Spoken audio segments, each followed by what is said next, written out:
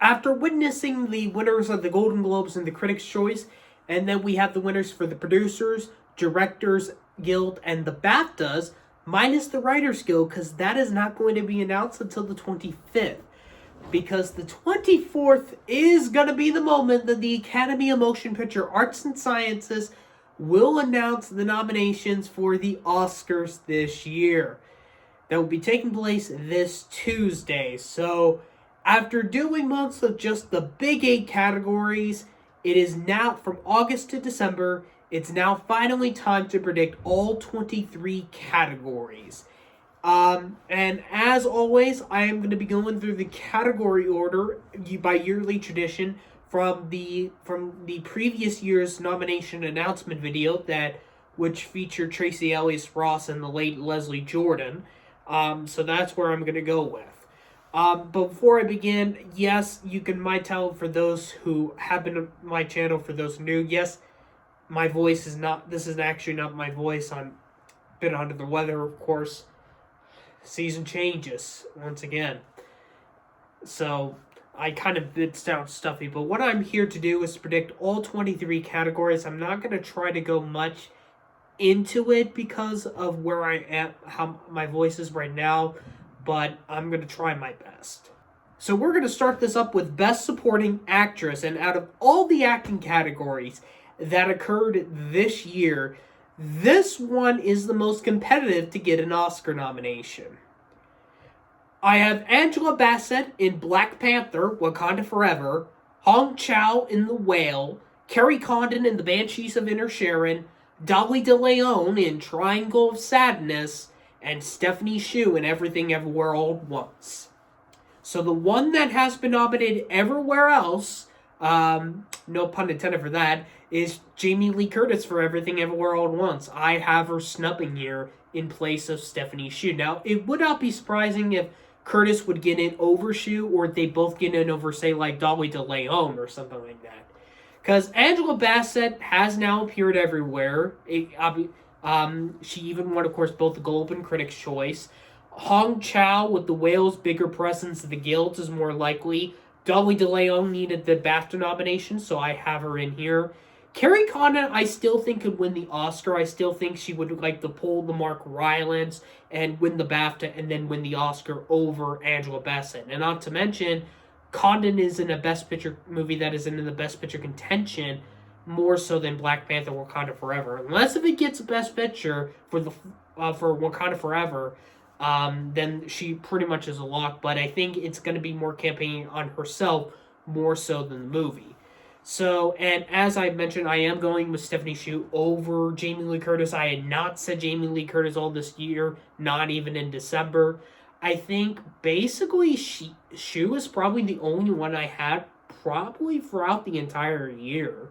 Because I know Condon came in late, and then Dolly DeLeon was added last month, and I believe Hong Chow and Bassett both came in here. So, because Chow got that SAG nomination and even the BAFTA one as well. So I'm kind of confident, especially with The Whale's presence in the Guilds.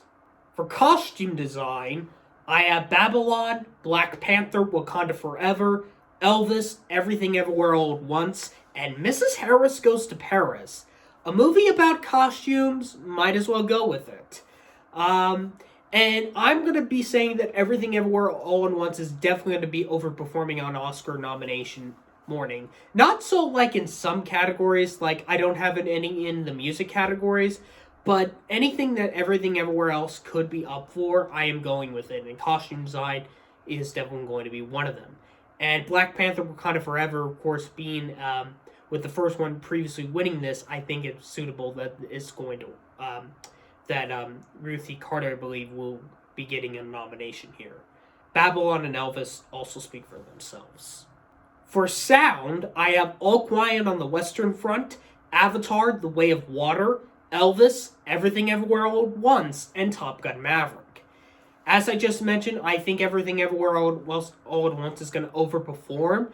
And I think having and putting in sound is kind of like what happened last year. Well, not just also with Belfast, but with The Power of the Dog last year overperforming. So and that could really show much more of a bigger Best Picture front-runner presence.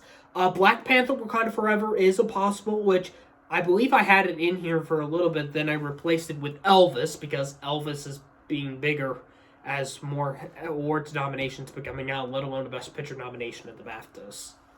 Original score, I have Babylon, The Banshees of Inisherin, Guillermo del Toro's Pinocchio, The Woman King, and Women Talking. I don't have John Williams in here for The Fabelmans. A lot of people have been saying The Fabelmans should be ineligible here. I mean, Tar obviously wasn't ineligible, but how come The Fabelmans managed to be eligible when a lot of people said it should not be? And obviously it wasn't in the BAFTA long list, and I think because of how much it is not going to be present, I don't think Williams is getting in. Now, some people would say he would get in because this could be his last chance of winning this, because you know for a fact he won't be winning for the next Indiana Jones movie, so... but I don't think this would be like his send-off. And the reason I'm going with The Woman King is because of Terrence Blanchard. And the reason why I'm going with Blanchard for The Woman King is because it would kind of remind me of when Blanchard got in here 2 years ago for Da 5 Bloods, which came out of nowhere presence. And I think The Woman King might do that. Woman Talking is a little bit difficult now because with Gunatir might not win, although she won, oddly enough, the Critics' Choice for Tar, which makes no sense for everybody. But it could comfort her to get at least nominated for Women Talking, although the movie has been really underperforming in the bigger categories, which we'll talk about later. And Del Toro's Pinocchio, Banshees, and Babylon all speak for themselves. Going into adapted screenplay, I have Rian Johnson for Glass Onion, A Knives Out Mystery, Kazuo Ishiguro for Living, Rebecca Linguish for She Said, Samuel D. Hunter for The Whale, and Sarah Polley for Women Talking. One of these could potentially get snubbed. Now, I think Glass Onion, Living, and The Whale are confident, but it's like She Said or Women Talking might go, because Women Talking missed BAFTA, although it won Critics' Choice, and She Said kind of did better at the BAFTAs. Because it's going to be tough without the Writers Guild, because with WGA being announced the day after the Oscar nominations, it's kind of tough if Polley's now the front runner again. Although she has a Critics' Choice win, but with this could be a potential that maybe none of the picture nominees, except for probably one, might all the films nominated for adapted screenplay. There is a possibility we might not see none of the adapted screenplay nominees get nominated for Best Picture, but there is one and maybe two people are looking at. So it is going to be very tough. And some people think The Whale might come in out of nowhere and win this, which we'll just have to wait and see how the rest of the season goes. Original screenplay, there are basically two movies that are kind of battling it out for that fifth spot between After Sun and Triangle of Sadness. But I'm not going with neither of them. I'm not one of the fewest people that is going with this. I know somebody is. But after its director nomination at the BAFTAs, and it's unlikely to get nominated director here at the Oscars, there could be a way they might nominate this movie for some place outside of international feature. Kind of like how The Worst Person in the World came in out of nowhere. So that's where I'm going with this. Original screenplay, I have Marta McDonagh for The Banshees of Inisherin, Jung Seo Kyung and Park Chan-wook for Decision to Leave, Daniel Kwan and Daniel Schneid for Everything Everywhere All at Once, Steven Spielberg and Tony Kushner for The Fabelmans, and Todd Field for Tar. Charlotte Wells and Ruben Östlund could potentially make it into one of the fifth spots, unless The Fabelmans gets snubs if it keeps underperforming, but I don't think so. Because it's Banshees, Everything, Fabelmans, and Tar. And like last year, it was like Belfast, Don't Look Up, King Richard, Licorice Pizza. But was the fifth one either being the Ricardos or was it Mass? But it ended up being The Worst Person in the World. And then there was also like people would say, is it going to be After Sun? Is it going to be Triangle of Sadness? I say it's Decision to Leave. Some people are saying maybe The Menu could do here, which could be its only shot because I'm believing it might actually get nominated at the Writers Guild. But I am going with Decision to Leave as that surprise fifth nomination. The short films, I'm going to kind of run them a little bit, although there are only two in the row, but there's one a little bit later. But for animated short, I have The Boy, the Mole, the Fox, and the Horse, Ice Merchants, It's Nice in Here, My Year of Dicks, and Save Ralph. Yes, that's right, there is a title called My Year of Dicks. And if you look up the subject of the story, you know why it's called My Year of Dicks. The Boy, the Mole, the Fox, and the Horse is up at the BAFTAs. I believe it was also up at the Annies. I believe it was something else. Save Ralph does have a couple of recognizable names in that short film. So that, and it's interesting that none of the Disney animated shorts, I believe none of them were in contention this year. Unless Disney did not make any animated shorts last year. Although Disney does have a short film that is on the short list for live action short, but I'm not going with that. I have An Irish Goodbye, Ivalu, The Lone Wolf, Nakam, and The Red Suitcase. I kind of also mainly went based on their subject matters and also the acclaims that all these shorts have when we get to the other short film category a little bit later on. Supporting actor, one of the toughest categories to predict. Because there are three that are obvious, but who's the fourth or fifth spot? A lot of people are battling this out, but I ended up going with Paul Dano in The Fabelmans, Brendan Gleeson in The Banshees of Inisherin, Brian Tyree Henry in Causeway, Barry Keoghan in The Banshees of Inisherin, and Ke Huy Quan in Everything Everywhere All at Once. The Fabelmans is a little bit tough at getting acting nominations in the supporting side, and as well as Michelle Williams is struggling in the actress side, which we'll get to later. But I think the SAG nomination for Dano might help him get in here. And with Brian Tyree Henry, I think there could be like a little bit of like passion votes behind him. It would be kind of like when J.K. Simmons got in for being the Ricardos, which Simmons only had a Critics' Choice nomination, and Brian Tyree Henry only had a Critics' Choice nomination, although he also had a Spirit Award nomination. So I think they might, and if they do want to nominate at least an Apple movie for something, I think it would be here. All but that said, Banshees is going to get the double nomination, which would be 4 years in a row that the supporting actor nomination would get a double supporting actor nomination. With The Irishman, Judas and the Black Messiah, although both of them were technically leading, The Power of the Dog last year, and now The Banshees of Inisherin.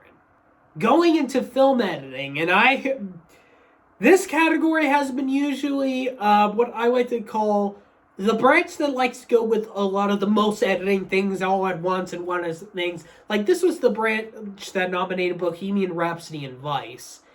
And although a lot of major Best Picture contenders would think would make it, but films like Belfast and Licorice Pizza not making it, that kind of is a bit of a struggle.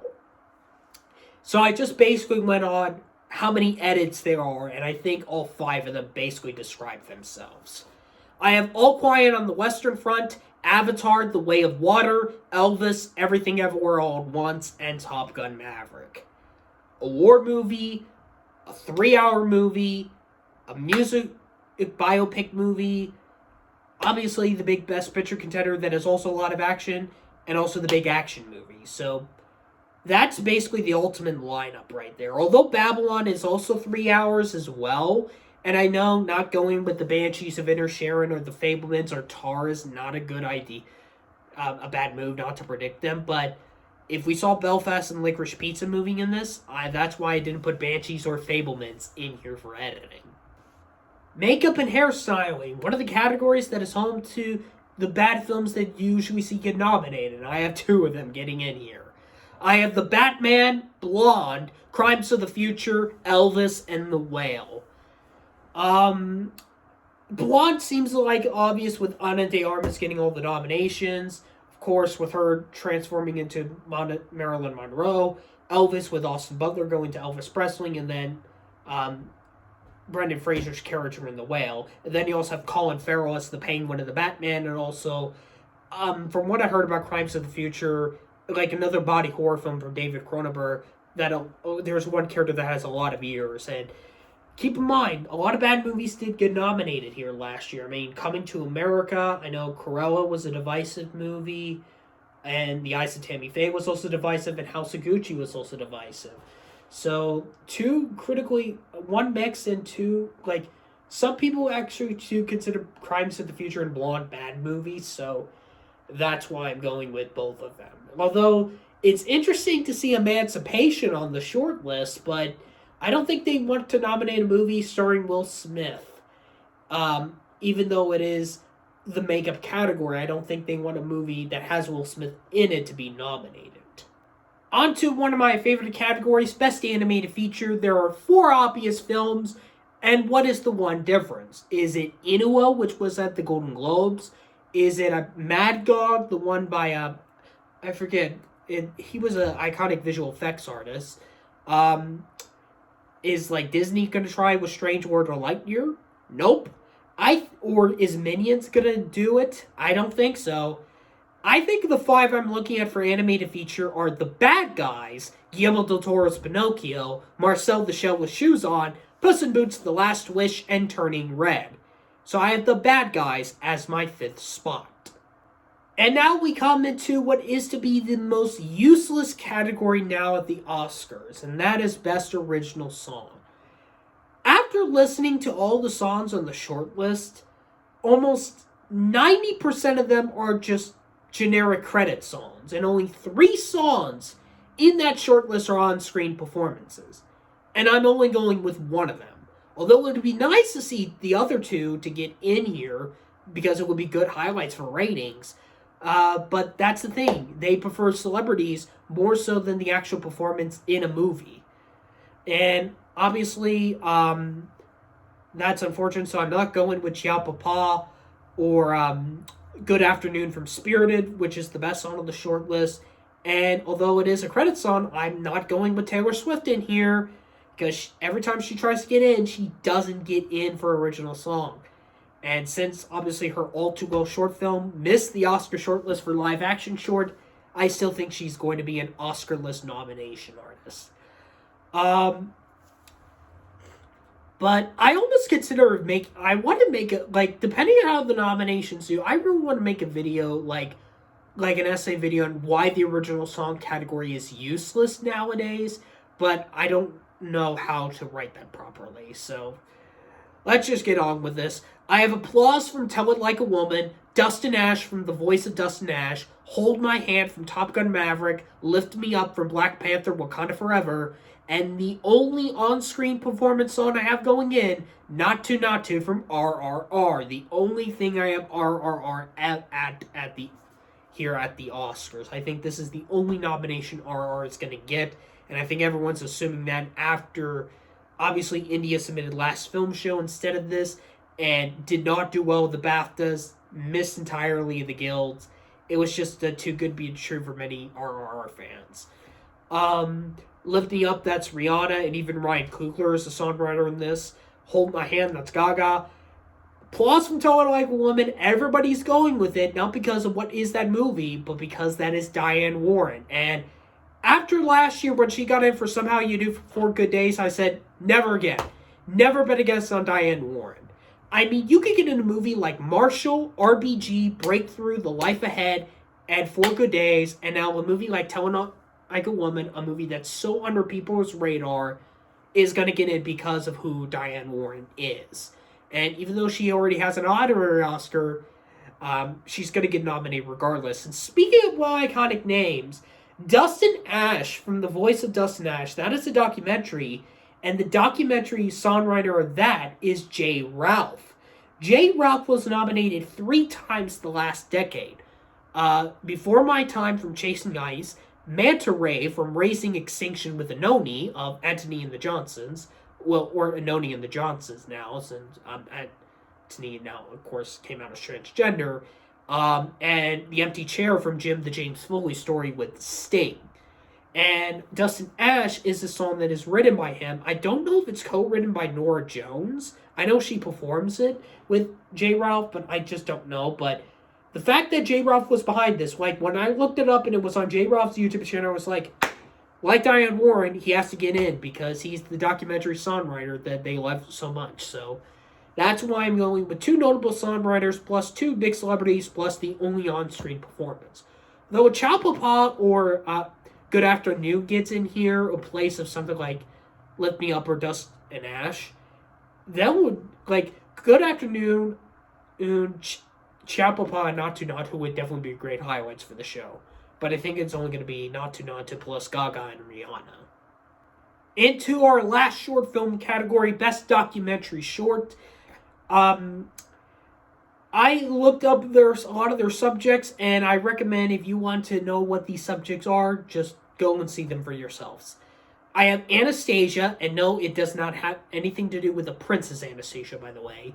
The Flag Makers, there we go. Holding Moses, The Martha Mitchell Effect, and Stranger at the Gate, which the latter one, I'm a little bit concerning if I'm regretting not putting this in my predictions, but if you get the synopsis, if you go look at the story of Stranger at the Gate, you might know why I might regret not going with predicting this. And keep in mind, this was the only category last year I got wrong, because somebody got 22 out of 23 correct and missed one short film category, and this was it. I should have went with the Queen of Basketball instead of When We Were Bullies. I just went with When We Were Bullies because of the title, and they usually go with the best title, and I think they changed it up a little bit. So here we go into what is to be my worst category of predicting nominations. Best Documentary Feature. And this is the category that snubs the frontrunner. So though I did got 3 out of 5 last year, but we knew Summer Soul was going to get in here. And there are 2 big films that are in the short list that I'm not going with because the Brancher are not going to go with it. I have All That Breeze, Fire of Love, A House Made of Splinters, Nelvani, and The Territory. So the 2 that I do not have in here are All the Beauty and the Bloodshed and Moon Age Daydream. All the Beauty and the Bloodshed was the Golden Lion winner in Venice. It had appeared in a lot of people's Best Documentary Feature winners, and I believe the London Film Critics Circle put it in their Best Picture lineup. But the thing is, it is directed by Laura Poitras, who did Citizenfour. Great documentary, by the way. But the reason why I'm doubting it is because if you're a previous winner in the documentary feature category, you're most likely going to get snubbed for your next film. That's what I think Laura Poitras would happen. She won for Citizenfour, but will not get in for All the Beauty and the Bloodshed. This is what happened before with Morgan Neville winning for 20 Feet from Stardom, but not getting in for Won't You Be My Neighbor. And Elizabeth Chow for Charlie and Jimmy Chin winning for Free Solo, but not getting in last year for The Rescue. And I think Laura Poitras will follow that up. Moon Age Daydream, the David Bowie documentary, is also not in here as well. Well, it's even on the Oscar shortlist for sound as well. But although, yeah, going with the potential deceased artist is a potential candidacy like Amy and What Happened Miss Simone. But you look at some of the subjects, like All That Breathes, Nalvani is definitely a big one.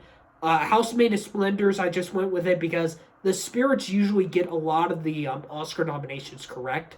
Fire of Love, I think that is probably the front runner if All the Beauty and the Bloodshed and Moon Age Daydream do miss, but it could be Nalvani. And The Territory, I did not realize Darren Aronofsky is a producer on that film. So he would be legit nominated over here if that is true. So that's why I'm going with The Territory. I am pretty confident with these 5, but if I get like 1 out of 5 like I did 2 years ago, I'm going to be pissed. On to visual effects. Hey, John Campion, do you know your history in the visual effects category? I sure don't think you do because think of going with Doctor Strange in the Multiverse of Madness, Jurassic World Dominion, or Fantastic Beasts and the Crimes of Grindelwald for visual effects? I don't think so. Because if you know your history in the visual effects category for nominations, you know they were big on practical as well. So that's why I'm going with All Quiet on the Western Front, Avatar, The Way of Water, The Batman, Black Panther, Wakanda Forever, and Top Gun Maverick. Now, I know the first Black Panther did not make it in here, which everyone assumed because of that last fight. Some people think Wakanda Forever might miss here, but I do not know where else to go. Batman, All Quiet, and Top Gun, practical effects.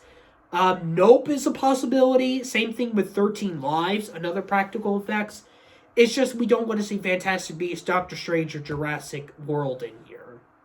For cinematography, I have All Quiet on the Western Front, Avatar: The Way of Water, Babylon, The Batman, and Top Gun: Maverick.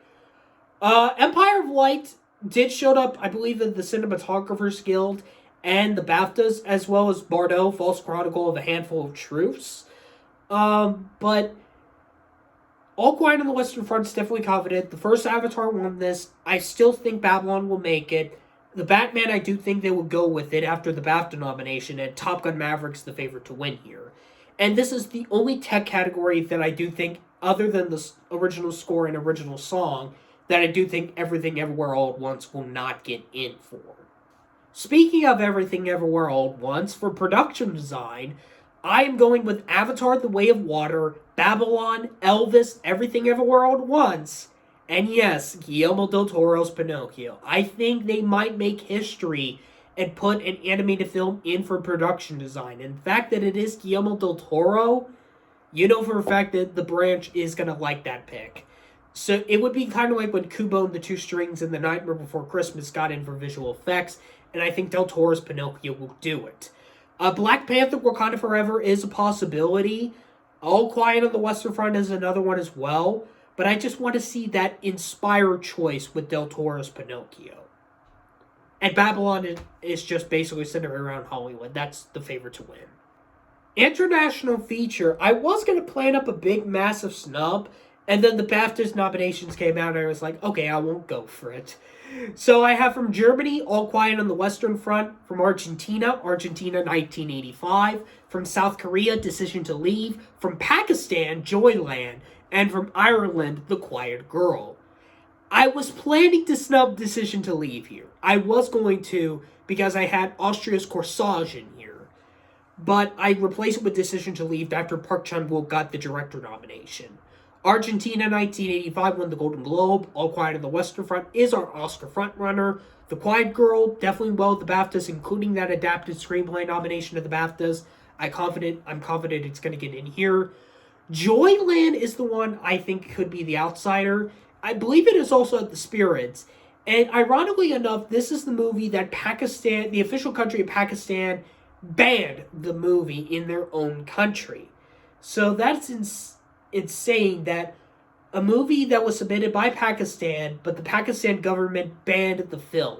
And I think that's going to probably be a massive highlight for it when it gets nominated. Because there is a lot of other contenders. So Belgium's Close is the one I don't have in here. Obviously, we mentioned Corsage. France's Saint Omer.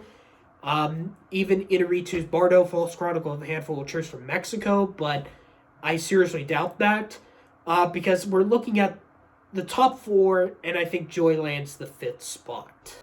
Best Actor, I don't think I really need to go much into details. Because I think after the BAFTAs, I think we know what our top five are. Austin Butler in Elvis, Colin Farrell in The Banshees of Inisherin, Brendan Fraser in The Whale, Paul Mescal in his supporting performance in After Sun, and Bill Nighy in Living. Now, the reason why I mentioned Paul Mescal in his supporting performance, because somebody had said when they saw After Sun that they think he is supporting, because a lot of the movie is in the perspective of Frankie Coria, the young girl in the movie, which that could be a possibility. But Paul Mescal has both got Critics' Choice and BAFTA, and I am confident in that. It would be like, Mescal being in leading would be like Brie Larson being leading in for Room, when I think Larson was supporting in Room, and Jacob Tremblay was the total lead in that movie. So, After Sun could be a thing for me, where Frankie Coria could be leading, and Paul Mescal is legit supporting. But I will have to wait and see. For Actress, Ana de Armas has been building up for Blonde. And I try to make that weird prediction for the Globe for Motion Picture Drama. And it almost looked likely because Colin Farrell said how much he cried watching that movie. From a movie that was directed by an egotistical maniac director, specifically Andrew Dominic. And I just don't want to watch that movie, maybe, why I'm not going with her. Because I don't know how much hatred that movie has.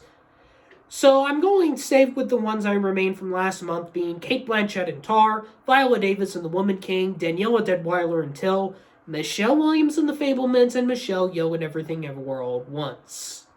Best Director, I think everyone pretty much knows what is the top five. We know what the four were of the Directors Guild, and we all know the fifth one. Does anyone not have for Best Director Edward Berger for All Quiet on the Western Front, Marta McDonagh for The Banshees of Inisherin, Daniel Kwan and Daniel Schneid for Everything Everywhere All at Once, Steven Spielberg for The Fablemans, and Todd Field for Tar? Remember how I went on All Quiet on the Western Front back in September, October? Why did I took it out for November and December? Well, that's because of one film in particular. But I think this is the confidence. I almost am worried McDonagh might get snubbed once again for director if James Cameron would come in for Avatar The Way of Water, or Baz Luhrmann did for Elvis. Man, if Baz Luhrmann gets in, everyone's not going to like that. So unfortunately, yes, there will not be a woman director nominated this year. So expect the return of the hashtag #OscarSoMale from people. And one thing, Academy, just don't invite Natalie Portman to the Oscars this year, because you do not want her to wear that dress like she did in 3 ceremonies ago, if you get the story. So just don't invite Portman to this year's Oscars.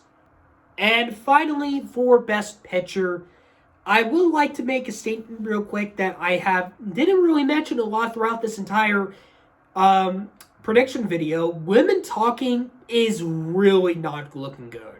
Although it does have that SAG Ensemble nomination, but no acting nominations are going to happen.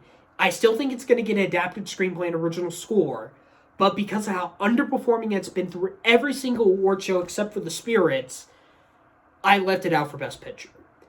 And unfortunately, I had tried it throughout the past August through December. 5 months. It's not going to happen. Unfortunately, I had to take Guillermo del Toro's Pinocchio out for Best Picture. And it's unlikely because, of course, the Academy is racist towards animation. And not to mention there are 2 Netflix films that are most likely in contention, although I only have 1 running. So I have kept 8 of these from last month, but I added 2 more in. One that came back to my list, and also another one that I came back that I had all the way back in August. So for Best Picture, I have All Quiet on the Western Front, Avatar, The Way of Water, Babylon, The Banshees of Inisherin, Elvis, Everything Everywhere All at Once, The Fablemans, Tar, Top Gun Maverick, and The Whale. The Whale comes into my picture lineup after not just its Producers Guild nomination, Hong Chow and Brendan Fraser's SAG nominations, but also with getting adapted screenplay in the BAFTAs. It is more confident that 2 A24 movies are going to get in. The one Netflix movie that I had not predicted all season, and that is Glass Onion, a Knives Out mystery. I didn't predict it for Picture all year. I didn't even predict Janelle Monáe for Supporting Actress. I only predicted it for Screenplay from September up till now.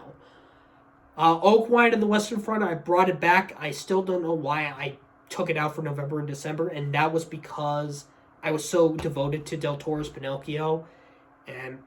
But that will means... this would be the 5th year in a row we will have a non-English language movie nominated for Best Picture. We went from Roma, to Parasite, to Minari, to Drive My Car, now to All Quiet on the Western Front. And I said in the fall months, I said, this is going to be Netflix's biggest film. And the BAFTAs kind of showed in, and the Oscar shortlist did, and it looks like it is going to be, and not Glass Onion or Del Toro's Pinocchio.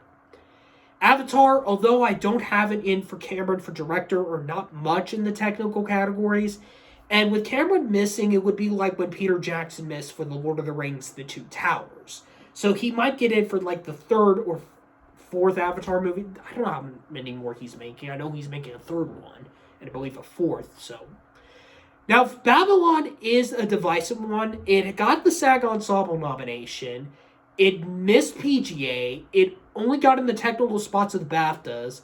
Its best performance was at the Globe and Critics' Choice. And as I have discussed before, I think Babylon is Nightmare Alley.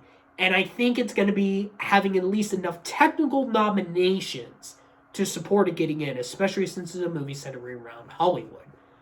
Banshee speaks for itself. Elvis now speaks for itself. Everything Everywhere at Once, still the picture front runner. Fablemans, a little bit troublesome in some of the other categories, but still confident. And I tried to predict a West Side Story snub last year. Biggest regret. Never bet against a Spielberg movie for Best Picture unless it's not critically praised. Tar speaks for themselves, Top Gun Maverick speaks for themselves, and The Whale, as we just mentioned, it is a big deal now to get in for picture. And to end it off my prediction video, like I did in the December predictions, I will show you guys my predictions on what I think will get the most nominations on Tuesday. No shock, there's only going to be maybe one movie that might get a double-digit nominations of the Oscars, and that is Everything Everywhere All at Once. I have it for 10. It could be 11 if they do Jamie Lee Curtis, but it could go up to maybe 14 if they do put in cinematography, because they also have song and score. But I think it would be best to go up to 13, 12, or 11. But I have it for 10. Fall behind the Banshees of Inisherin with 8. Then All Quiet on the Western Front and Elvis with 7. Avatar: The Way of Water and Top Gun Maverick with 6, the two big sequels getting in together. Babylon, The Fabelmans, and The Whale with 5. Black Panther: Wakanda Forever, which is interesting. That was probably the one I had in Best Picture before I took it out and replaced it with The Whale, along with Tar with a total of 4. The Batman and Guillermo del Toro's Pinocchio with 3. And Decision to Leave, The Woman King, and Women Talking with 2. So that is basically my final predictions for the Oscars. Let me know what you guys are hoping for on Oscar nomination day on Tuesday. And yes, I will be doing a nomination reaction video. It won't be live because I won't be held when the nominations occur. I always want to see them live, but I never get to. So unfortunately, hopefully maybe snow might stop me from leaving the house on Tuesday. But, well, that's what it is. So if you like this video, you can hit that video, subscribe. I do apologize once again, my voice sound off throughout the entire video, but now I can say my nomination predictions are finally come to a close.